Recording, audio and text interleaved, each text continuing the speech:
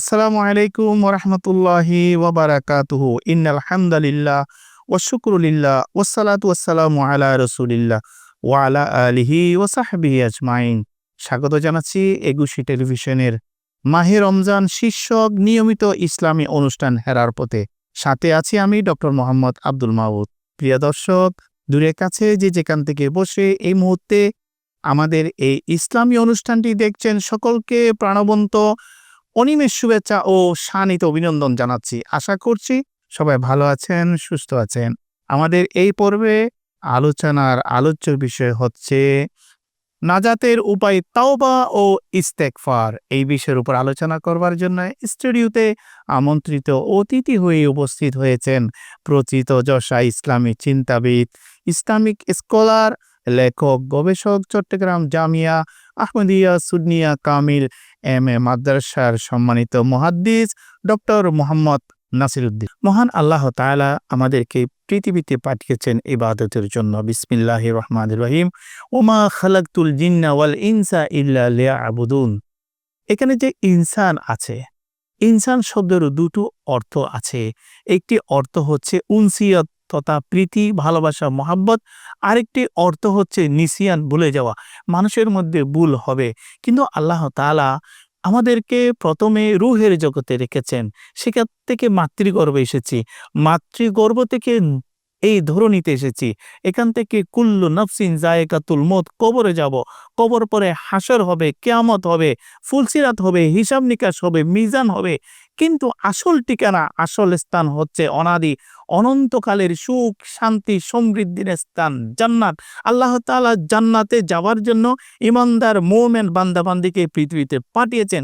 কিন্তু আমাদের মধ্যে ভুল হয়, ত্রুটি হয়, বিচ্যুতি হয়। কিন্তু এটার জন্য তওবা রয়েছে, ইস্তেগফার রয়েছে।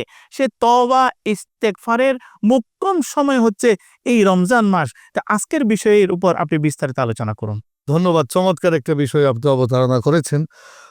মানুষ ভুল করবে, পাপ করবে, শয়তানের প্ররোচনায় পড়ে, হয়তো নফসে আম্মারা ফান্দে পড়ে।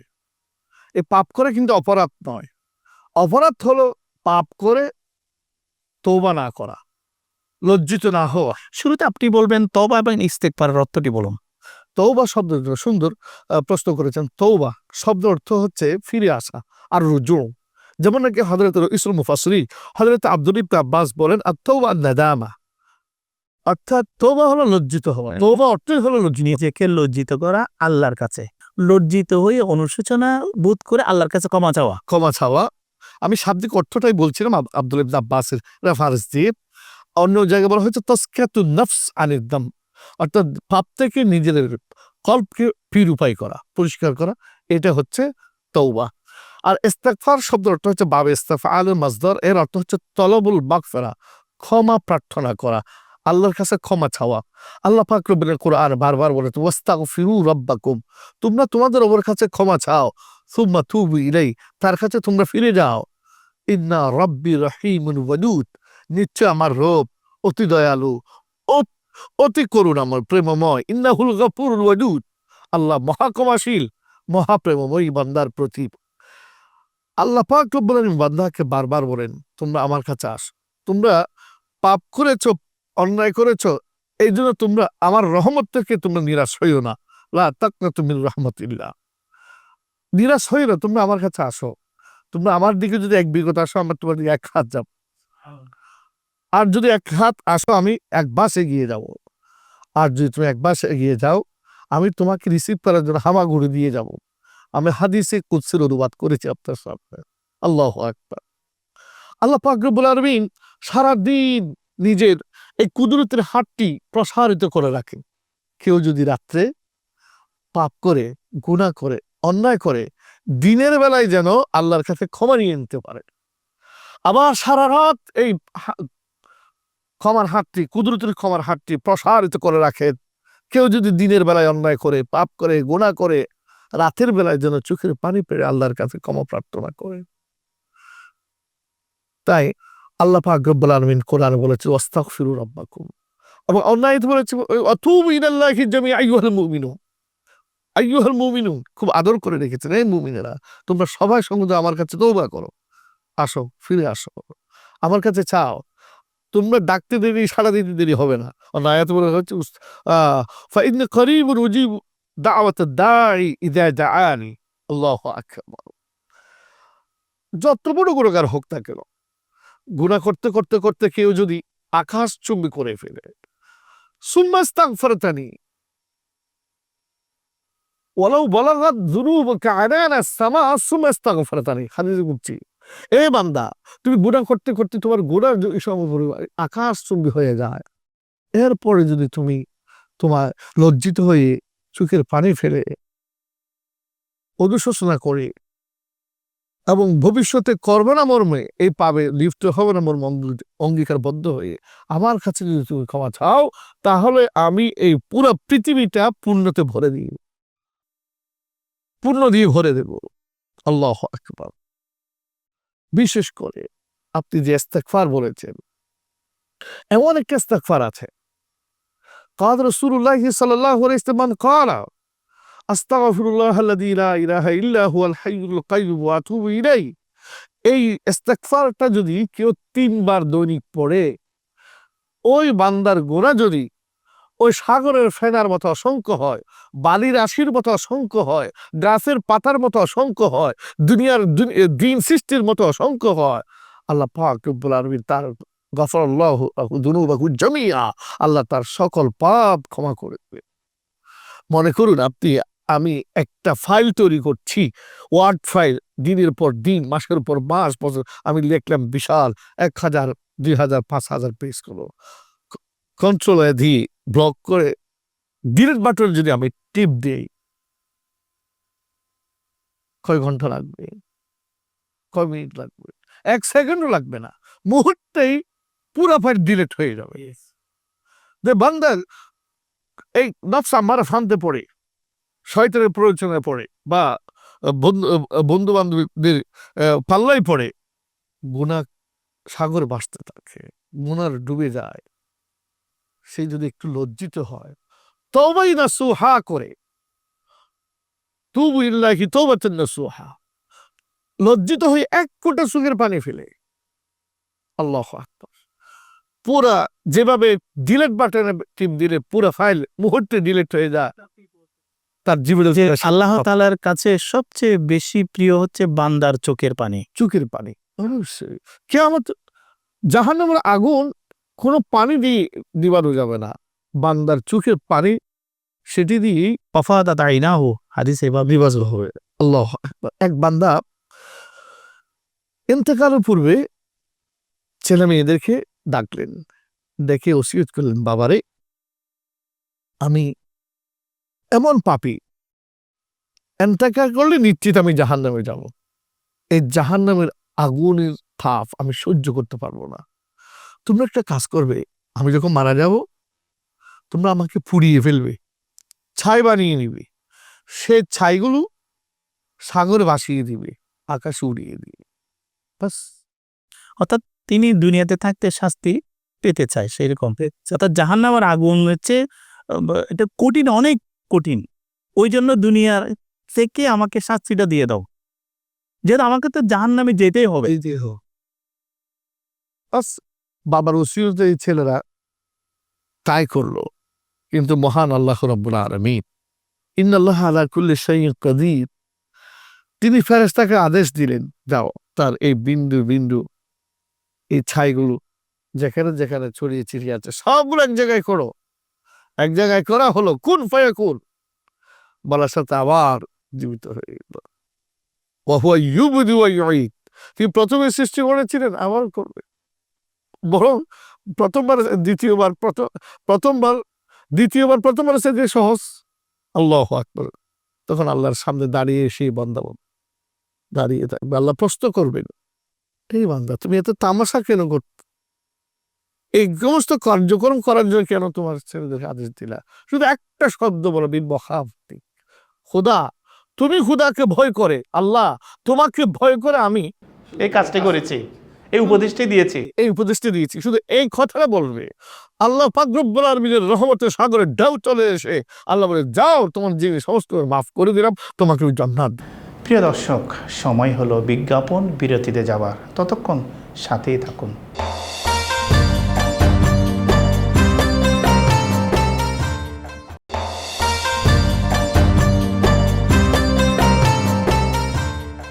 প্রিয় দর্শক, ফিরে এলাম বিজ্ঞাপন বিরতির পর আপনাদের প্রিয় ইসলামী অনুষ্ঠানে।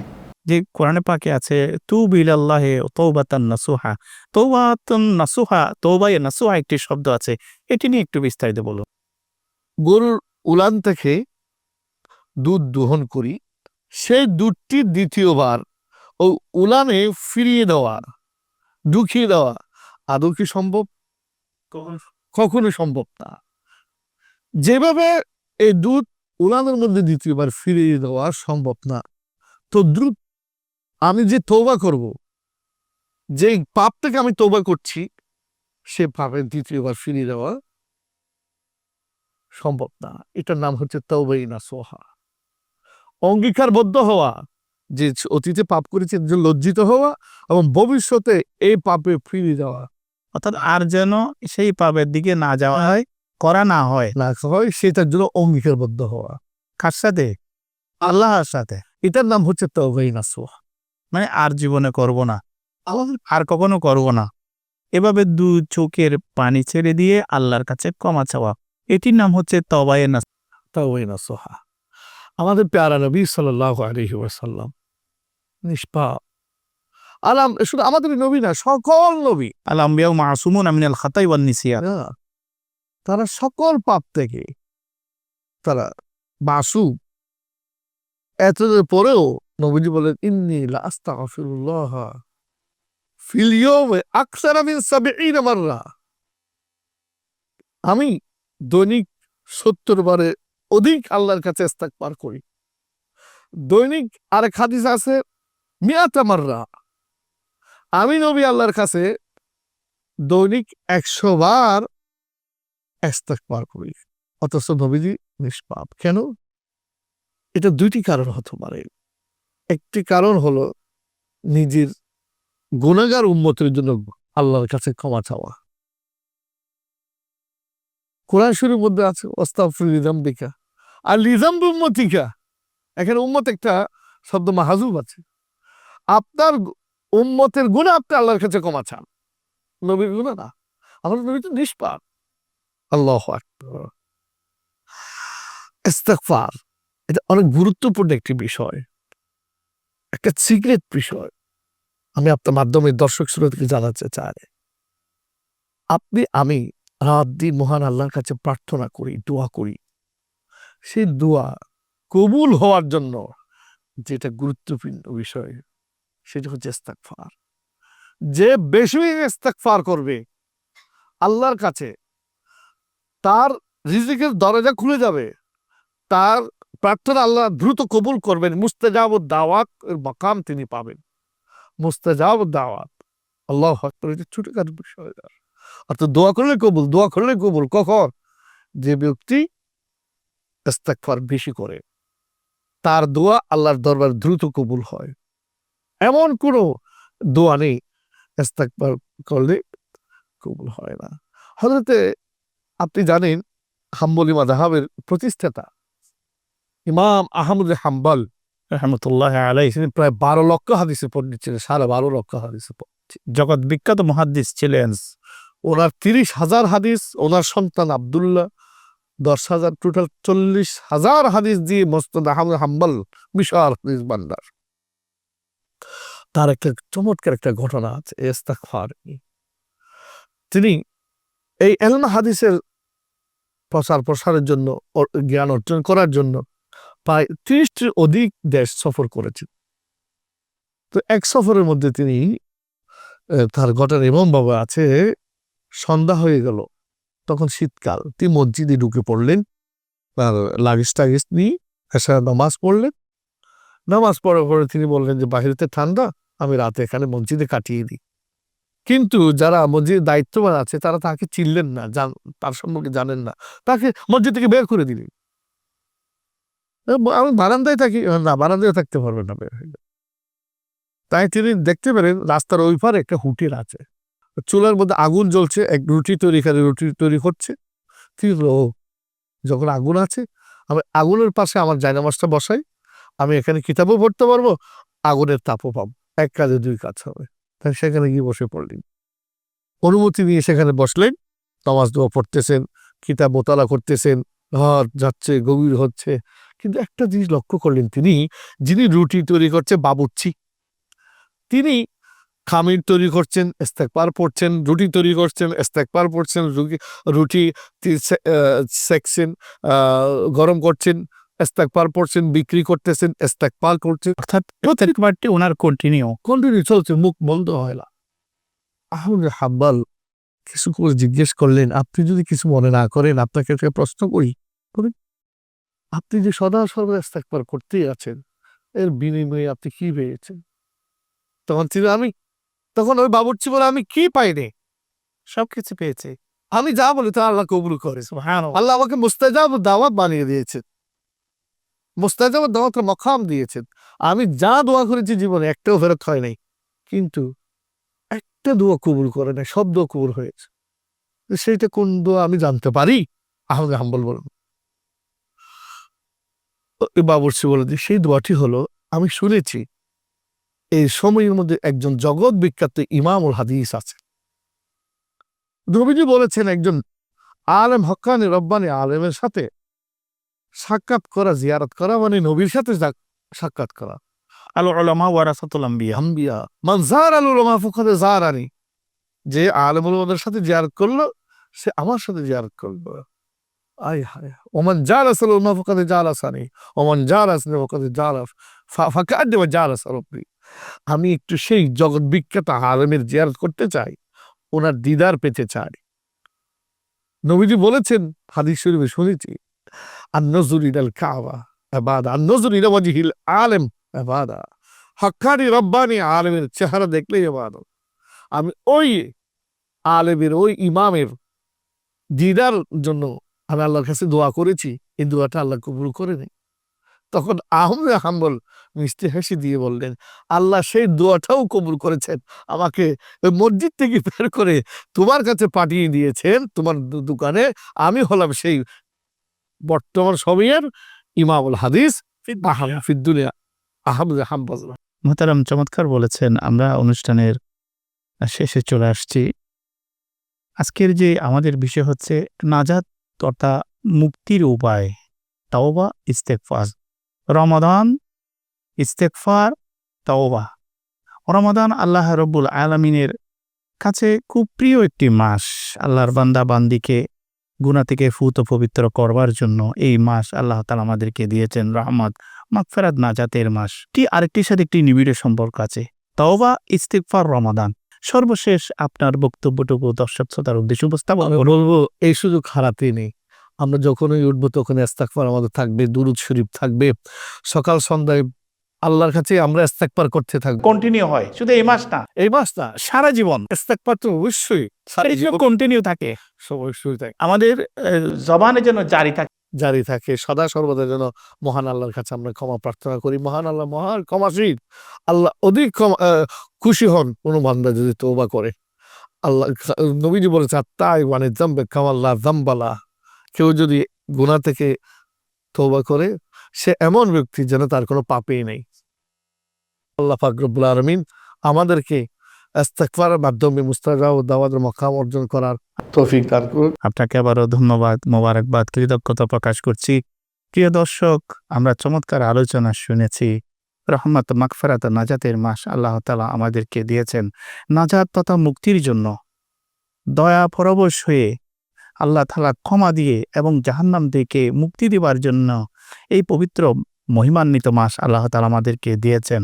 আজকের যে আলোচনা, তাওবা এবং ইস্তেগফার, অনুশোচনা এবং ক্ষমা চাওয়া আল্লাহর কাছে, যাবতীয় গুনাহ থেকে অনুশোচনার মাধ্যমে আল্লাহর কাছ থেকে ক্ষমা চেয়ে ফুত পবিত্র হয়ে মুক্তি লাভের আশায় আল্লাহ তাআলা এই পবিত্র মহিমান্বিত বরকতময় মাস রমজান শরীফ আল্লাহ আমাদেরকে দিয়েছেন।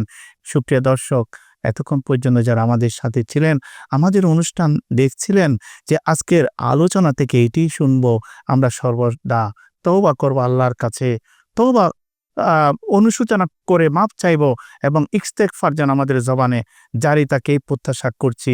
সাথে সাথে যারা আমাদের সাথে ছিলেন আবারও ধন্যবাদ ও মোবারকবাদ জানিয়ে আগামী পর্ব দেখার আমন্ত্রণ জানিয়ে বিদায় নিচ্ছি। সবাই ভালো থাকুন, সুস্থ থাকুন, নিরাপদে থাকুন, প্রশান্ত মন নিয়ে থাকুন এই প্রত্যাশা করছি। আসসালামু আলাইকুম ওয়া রাহমাতুল্লাহি